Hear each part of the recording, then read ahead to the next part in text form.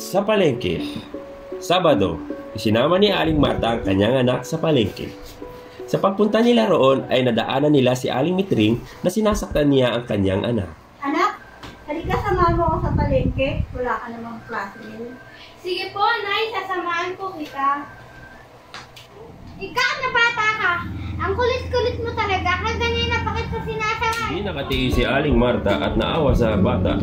Kaya pinagsabihan niya si Aling Mitring na hindi tama ang kanyang ginagawa at sinabihan na kung hindi siya titigil ay magbibigay alam niya sa barangay.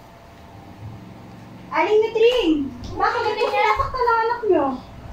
Kasi kaganyan ako pa yung sinasaway. Ang kulit-kulit talaga. Kausapin nyo na maayos. Kung hindi, isusumbong ko kayo sa barangay.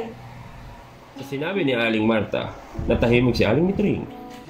Pagdating nila sa palengke, Inay, marami po palang tao dito sa palengke. Oo anak, marami namimili dito, lalo na pag Sabado. Mag-ingat ka rin pala dahil madulas ang sahig sa bilihan ng mga isda. Bibilan nga pala kita ng bagong damit dahil sa pagiging mabait mong bata. Talaga po, Inay. Maraming salamat po. naalala bigla ni Juliana ang pinabibili ng kanyang tatay na saging, kaya sinabi niya ito agad sa kanyang nanay. Nay, naalala ko, nagpapabili nga po pala si tatay ng saging. Sige anak, bibilan natin ng saging ang iyong tatay.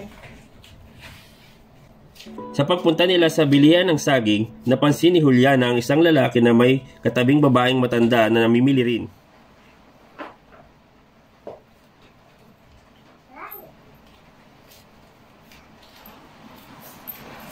Nawala! Hindi mo ka nagtitahan ng Alex. Naku, isumbong natin sa tayo. Kailangan mawala ng business na yan. Tara anak! Ano po, alis mo, Alex? Ay, thank you. Salamat sa inyo. Naku, wala pong ano man. Ang anak ko po nagsabi na nagdukutan kayo. Naku, Ining, maraming salamat sa iyo. Isa yun ang tumutulas na ito. Wala ano man, salamat po sa bigay niyo. Sa kanilang pag-uwi, pinaabot ni Aling Marta sa anak sa driver ng jeep ang kanilang bayan. Ma, bayad po sa kailan lang po. Eh?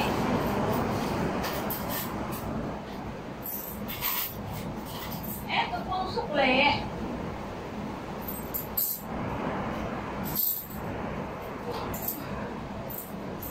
Napansin ni Juliana na sobra ang sukling binigay ng driver. Sobrang pausok yung binigay niyo. Salamat, Ining. Napakabait mong bata. Diyan nagtatapos ang kwento tungkol sa mabuting mabait na batang si Juliana.